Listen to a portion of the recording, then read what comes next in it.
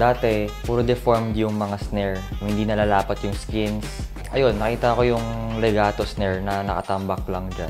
Naisip ko, what if kasya yung dito sa may hoops natin, sa may snare natin na free floater din. Sakto naman, kaso nga lang, medyo matangkad siya. So, walang aabot na lugs. So, naisip ko na, what if lagariin or ikat into pieces para at least sumakto dun sa mga lugs natin tsaka sa mga sizes ng snare natin. Noong una, nahirapan ako naghanap ako ng mga shops, like wood shops na naglalagari ng mga, or nagko-customize ng mga kahoy.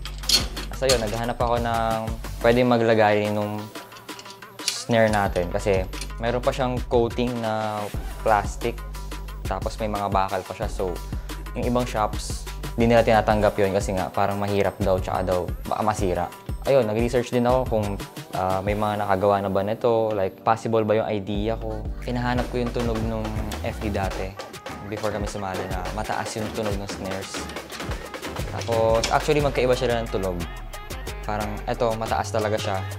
Tapos, eto naman, mataas din, pero iba yung tunog niya. Parang for, ano siya, wide spaces. Like open fields, ganun. Mas naririnig siya. Malakas yung echo niya. Parang mas nag-reverb. Pag umiikot ako ng Samoa or sa Araneta, pag pinagsasama ko itong dalawa, parang mas gumaganda yung tunog niya. Iba yung tunog niya eh. Iba yung tunog niya compared dito. So, parang may kanya-kanya silang tunog. Pero, maganda yung tunog niya. Like, hindi nababaon yung FEU. Parang guaranteed na hindi tayo nababaon.